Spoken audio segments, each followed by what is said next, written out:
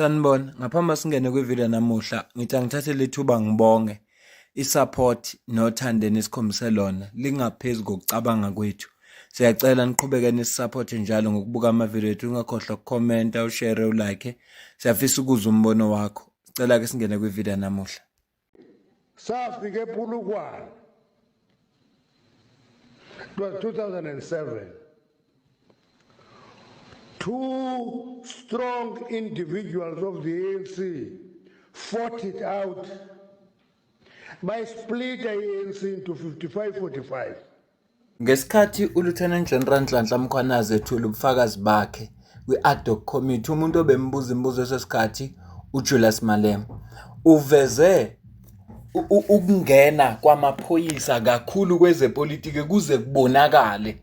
Wakuveza ukuthi kwaqala nini, futhi wachaza umthelelo kwaba nawo esiphoyiseni, ngoba ngokomthetho esinawo la eSouth Africa iphoyisa alivumelekile ukuthi libe ne-political party elisayida nayo.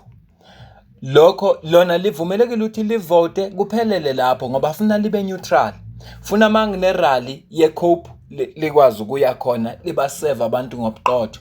Uma kune rally ANC lenze lokho. Yingakho ngesikhathi kukhona iphoyisa elaliyimember i-MK Party elabonakala lifaka ama-pamphlet, ngizosho kanjalo noma le nqwembe lezi ezikhombisa ukuthi kuyavotwa, kuvotelwa usibanibani.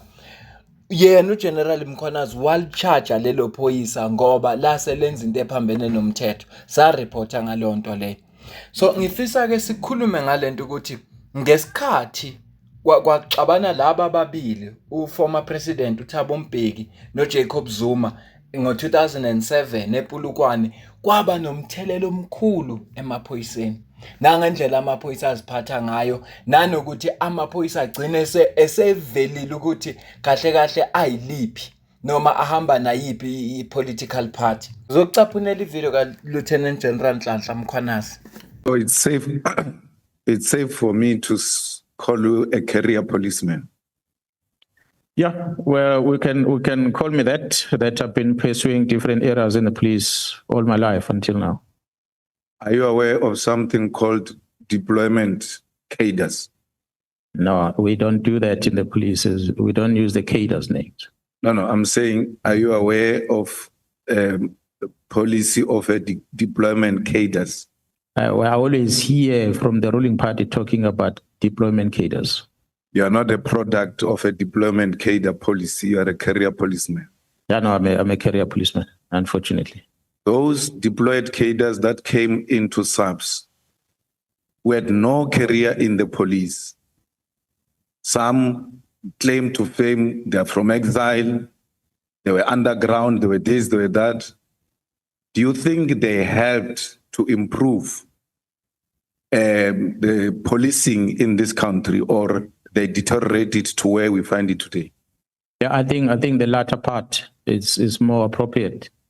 I think with this amalgamation and the presence of people who did not grow up in the police, the first thing that I think created a problem was to undermine the discipline culture of the police. That we don't use that culture. The word comrade was introduced at the time, with the police officers, a constable started calling it a captain comrade, which was foreign to the police. So the moment they started addressing each other like that, it just made the situation worse. The situation became worse after the ANC Polokwane conference in 2007, because while you were there in a conference, when the former deputy president, who became a president later, was fired, that's where we started seeing the real division, because he gets fired and the police that's supposed to protect the former deputy president at the time started not getting favors or support from their commanders in Pretoria. And the former president will travel with his members in an armored vehicle where the windows don't open in a 35 degrees heat, and the aircon won't be working. And they will be traveling London bread of KZN, and they'll be calling their commanders for a better vehicle, and they will be told that man is not a president. So he must drive in that heat. So the members started experiencing that. So the members within that space started getting conditioned into politics themselves, because then they favor this one who's now not treated bad. Fast forward to that, we then have a conference in Polokwane, the police management goes there, but they don't go there to police the African National Congress conference. They are going there to erect their own marquee tent on the side with alcohol and everything else to celebrate the victory that was coming. And the unfortunate part happened is that the deputy president was fired, won that election in Polokwane. And the return of the leadership back to Pretoria changed everything in the police, because we started getting a recruitment to join political parties within the police premises in Pretoria, within the protection services in the main. The division of the police got affected the most is the PSS that protects the VIPs. The members were recruited to join COPE as a political party by police generals in the police premises. So that was just the beginning of the downfall of what followed thereafter. So you then start hearing senior officers in the police started calling comrades, comrade. And it became the terminology used throughout. And yeah, I think that amalgamation and the presence of the people that regarded themselves as politicians was the downfall of the discipline of the organization. Ukhumbula ivideo kaGwede Mantashe engivule ngayo nje le video lapho ekhuluma khona ukwehlukana kwe-ANC ukuthi kusuka lapho i-ANC ayiphindanga yayinto eyodwa. uGeneral Mkhwanazi ukhuluma ngento eyenzeka kwi-conference uthi yaba nomthelelo ongakanani yazi yahlukanisa amaphoyisa phakathi. Amaphoyisa abonakala se-involve manje ey'ntweni zepolitiki. Kodwa yonke lento iqalwe abantu ababili. Iqalwe iCamp ehambisana no former president uThabo Mbeki. Njengoba bisho uGeneral Mkhwanazi ukuthi baye ePolokwane benethemba lokuthi bazowina.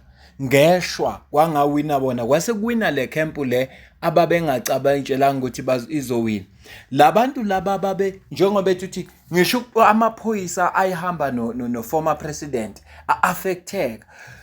Aqala manje abantu abangogeneral nabakhulu esiphoyiseni bayijoin up khoma ipolitiki ba recruit abantu ukuthi abajoin iCOPE abajoin ini kwaqala kwaba maqembu sangena isihlava embuthweni wamaphoyisa. Singena nje ngenxa yokuthi kune camp eyayingayifuni camp ethize. So yabona le ngxabano yezepolitiki ijule kakhulu ngoba into yepolitiki ihamba izifike ngisho nala kungafanelanga ifike khona. So manje ngifisa ukuthi ngimcaphe naphinda aqhubeke ukuthi leso senzo lesenzeka emaphoyiseni sihambe sasaba nomthelelo ongakanani. Isizathu esenza ukuthi ngiyicaphune le video ukuthi abantu abakhona manje kwicabinet bakwi-camp kaPresident uRamaphosa manje akusesikuthi bayi-ANC bonke bakwi-camp kaPresident uRamaphosa. Abantu abaphambana naleyo camp leyo kaPresident uRamaphosa kwathathwa ireport yezondo commission bavuselwa amacala ngikwenzela umzekelo oAce Magashule nabanye bavuselwa amacala. Kodwa laba bakwi-camp kaRamaphosa awavukanga amacala ngezathu sokuthi bakwi-camp right. Leyo nto le inomthelelo ongekho muhle mase kuzokuthi amaphoyisa wenza umsebenzi wabo, intelligence ayenza umsebenzi wabo.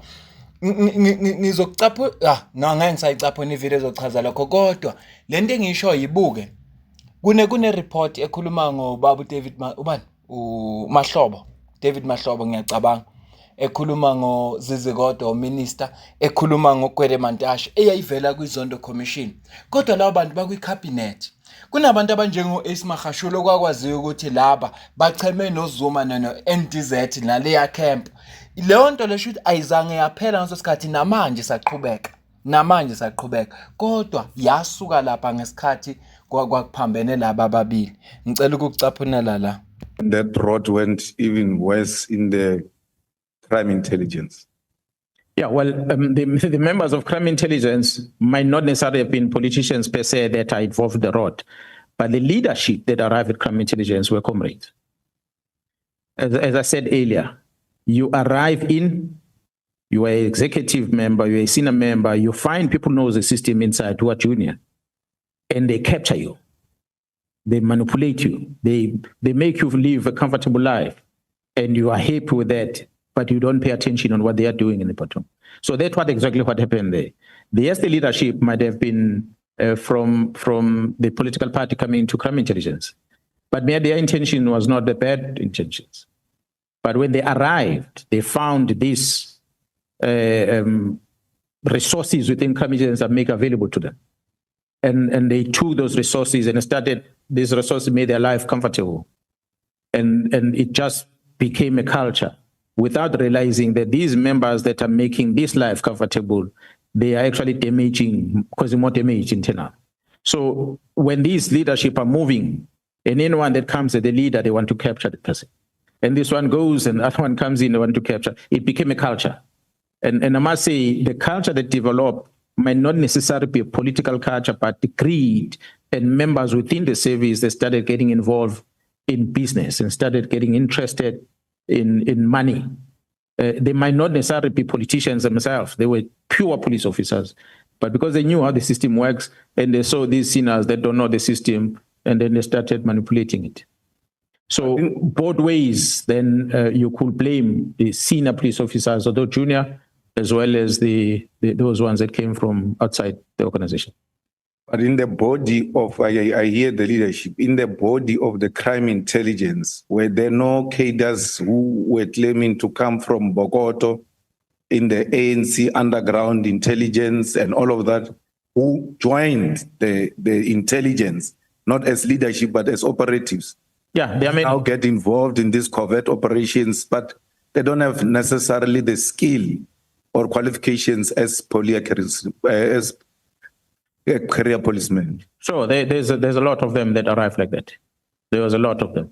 We've had a system that we're trying to work with in the police of the former non-statutory force members that needed to be rewarded in some degree within the service that were employed in. So they arrive at different levels. Some of them were constable, sergeants, and up the ranks. The others that came on the senior level, but others grew within the service. Yonke inkinga ongasufuna ukuyisolva la emhlabeni usuke uwinile mangabe ukwazi ukuthola umnyombo wayo ngoba uzokwazi ukuyivala la isuka khona. Lento le ifana nokuthi nali izulu liyana bese umuntu prefer ukumopha. Ngoba into ebalekile ukuthi kuvalwe iconsi la imvule engena khona. Ukuze uzothi mawumopha wazi ukuthi umophile uqedile.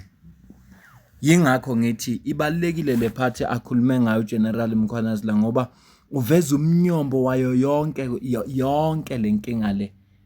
Umnyombo la usuka khona njengoba namhlanje sekunenkinga engaka emaphoyiseni, njengoba namhlanje sikunale insolo lezi ze political interference, yonke lento isuka lapha ya. Ikakhulukazi ngo2007.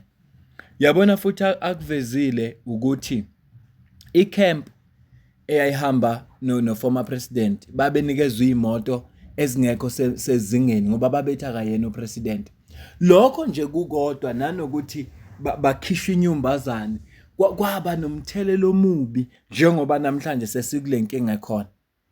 Kwaba nomthelelo omubi njengoba ethi manje bangena labantu bangena na ku crime intelligence. So lilonke yonke lenkinga esikhuluma ngayo nale uGeneral Mkhwanaza akhuluma ngayo njengoba ekhuluma lapha eParliament isuka kwi press conference ayenza ngomhla ka6. Yonke lento iqalwe iANC. Angeke ngisho ukuthi ubani kuANC ngoba kwakuxabana abantu ababili. Benama camp bobabili kwehlukanwa. Kwase kuba nomthelelo ongemuhle ongagcinanga uaffect iANC kuphela, ogcina uaffect angishizwe. Ngoba njengoba uza ukuthi namanje ngisasho ngithi leyo nto le into esenzeka namanje. Into esaziyo ukuthi iyenzeka. Let's go back to the Zondo Commission. The reason why singaboni ku-extra Zondo Commission, it was because ANC had the absolute power, the majority. In fact, what happened with the Zondo Commission was that ama findings akhona, they were used to patch ama opponents athile within the ANC. Okay. For instance, if you look at the case ka Ismail Khashule, all the evidence is there to see that it's politically motivated. Yeah. You look at uCholota uformer PA wakhe uMolat Cholota Yes. ubuka indlela landa ngayo US bakhipha iwarrant waboshwa iFBI walethwa njengomgulukudu omkhulu yet that person didn't kill anyone. So uma ubheka lapha kuboshwa abantu abathile baye kwaGwede Mantashe was implicated, the evidence is there. Who is that chap yaseMpumalanga lapha ePiet Retief kaMahlobo, David Mahlobo Malusi Gigaba. and who's the Umama Action? Exactly, loyo phela uhesike loyo. Yes, yeah. Yeah, but instead of ukuthi bambophe wasusha ama-factions wangena ku-faction e-right and she was rewarded with a position top 7 ye-ANC. So the reason why bangazange be-act it's because i-ANC yayine-absolute power. But right now kune-DA lapha ngaphakathi. I-DA will pursue ama-findings alapha and make sure ukuthi those who are implicated they are charged. What is the Ngibone kungcono makusho Sihle Mavuso oyintatheli echaza ukuthi ama findings weZondo Commission asetshenziswe njengethuluzi lokulwa nabathize ngoba lento yama fiction lapha ku-ANC into yakhona ukuthi wena uhamba nobani. So abantu abasafe manje noma kungavelani ilaba abakwi-camp kaRamaphosa. Yingakho ngiyithandile lento eshuwo uGeneral Mkhwanazi ngoba ulanda umnyombo kodwa ukuze aphendule kanjalo umbuzo ubuzwe uCIC. Indlela uCIC abuze ngayo yenza ukuthi sazi umnyombo wenkinga ekhona. So lokho izathu nje esenza ukuthi ubone ukuthi ipolitiki inawo umthelela ekuthenini lezi zinto zingalungiseki njengoba ama-terms of reference ad hoc committee ethi funeka kuzwe nama-solution kwenziwa njani nalento e-cadre deployment abuze ngayo uCIC isikhathi ukuthi manje ibhekisiswe ngoba yonke indawo sikhala ngayo nasemaphoyiseni inomthelela ongemuhle nangapha futhi inomthelela lokho umuhle yonke indawo. So yingakho ngithe cha ngicaphune sike sixoxe ngale ndaba yokuthi niyabona umnyombo wa yonke lenkinga usuka kwi-ANC. Kunale nkinga nje khona namhlanje ye-political interference ingoba isuka ku-ANC. Sekungena abantu lapha abangene bengenayo inhloso yokuseva kodwa abangene ngeinhloso zokuthi bacebe bona nemindeni yabo. Ilonto nje fika ibebhlungu kuyo yonke lento eyenzekalayo. Mina nawe ke asidibane kwivideo elandelayo. Ngiyabonga kakhulu.